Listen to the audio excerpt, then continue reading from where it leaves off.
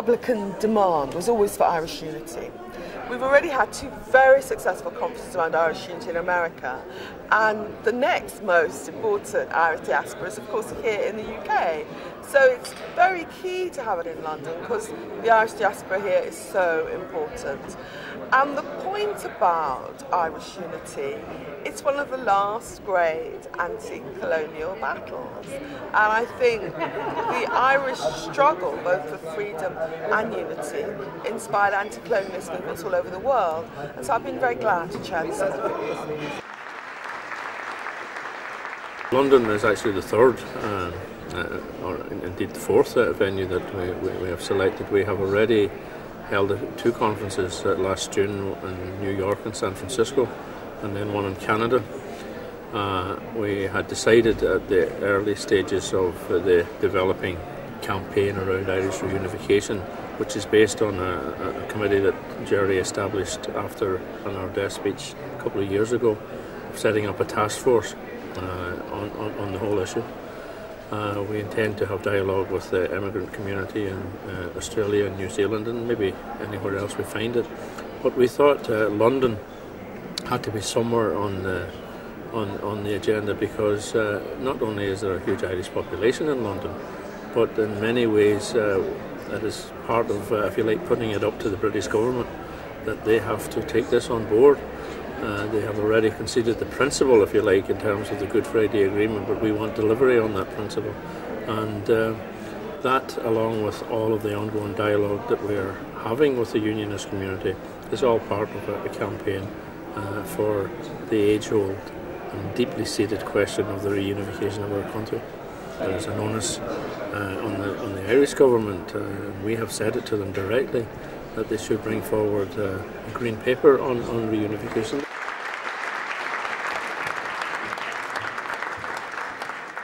I think it's important that it's in TUC Congress House because the one point, if there is one point that we would make, is that the issue of workers' rights, which touches on the lives of ordinary people, has to be at the forefront and at the core of any discussion on Irish unity, because without that you would raise the question as to what would be the point of it all. There is no point, I think, as James Connolly would have said, in painting the post boxes green and leaving everything else as it stands. And therefore, if the cause of Ireland is to be the cause of Labour, and if the cause of Labour is to be the cause of Ireland, then it means that the rights and concerns of ordinary people has to be foursquare within that debate. And I think there's no better place than a trade union building for bringing out that point. Obviously, the problem is that, and has been, that a divided Ireland has also had its reflection in divided politics, and to some extent also in divided views among workers and what their political allegiances are. The one positive, of course, is that we have a one all-Ireland trade union movement, and that provides at least a platform and a basis for us to advance our side of the story. Well, I'm here because I was invited. I'm here because I've had a long commitment to Irish causes. I was actively involved as a government minister under Mo Mowlam. It led to the Good Friday Agreement, and I have a lot of other connections with Ireland as well. So I think that's probably why I'm here. Why is the conference in London? Well, I think there's a view that the Irish community should be mobilised into being more alert as to the issues, to have a proper debate, and London's not a bad place given the number of Irish people that are here. I think the obstacle is persuading the unionists that they have nothing to fear from a united Ireland, and indeed they have a lot to gain in terms of their well-being, in terms of their economic welfare, in terms of their political security, and that they will still, hopefully, from their point of view, be able to retain their sense of being British if they want to. There's a significant Irish community in London, and if you look at how we have tried to galvanise the Irish American community and made them into a very dynamic force for change in Ireland, and that has worked, we feel that the Irish community in London is probably a sleeping giant, and they can definitely be a force to be one of the most significant persuaders for United Ireland. And I think it's good to be in London. I think this is where it's happening. It's one of the major cities of the world. It's a city I love myself, and I think it's great to start a debate here, because at the end of the day, London is the capital of England, and it is Britain that is occupying the 6 counties of Ireland, so I think this is an appropriate place to start a debate.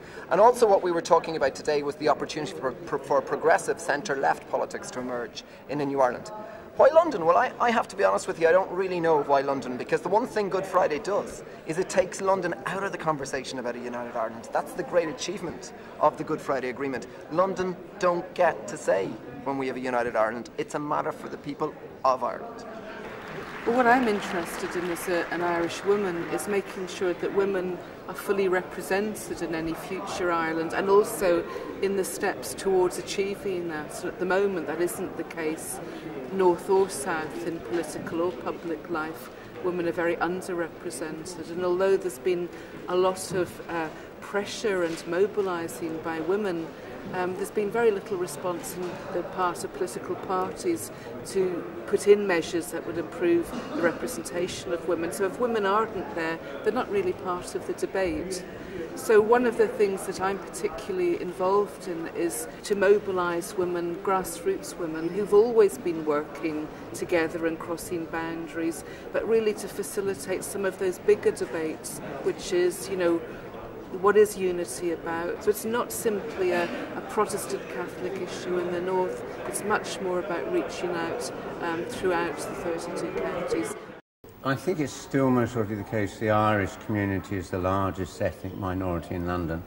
There's this huge movement backwards and forwards between London and both north and south of the island. And you know, the fluctuations in the economy, the long legacy of all the unpleasantness around the conflict. I mean, it's something quite clearly today, so many young people who turned up that we don't know, who've come along to take part in this debate about where will Ireland be in 10 years and 20 years and 30 years.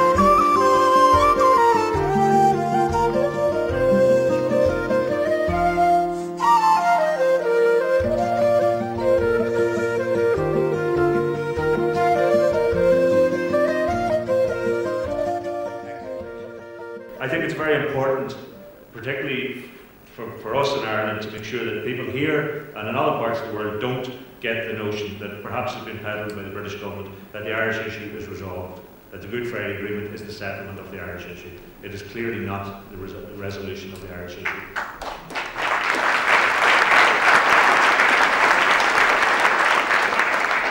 And it's very important that people here advance that cause of the debate that we have initiated here today, that they use every opportunity that they get to bring the debate for Irish unity into wherever space they happen to occupy, whatever strata of life they happen to be in, whatever position of influence they can exercise, be it part of the Irish community here, be it part of whatever political organisations or voluntary organisations that people belong to, that debate is brought there. That recognition that the Irish question has yet to be resolved. It will only ultimately be resolved when Irish people are in control of their own destiny, and will only ultimately be at peace with this great nation here, whatever state its political entity is in, when we have resolved the issues between Ireland and Britain.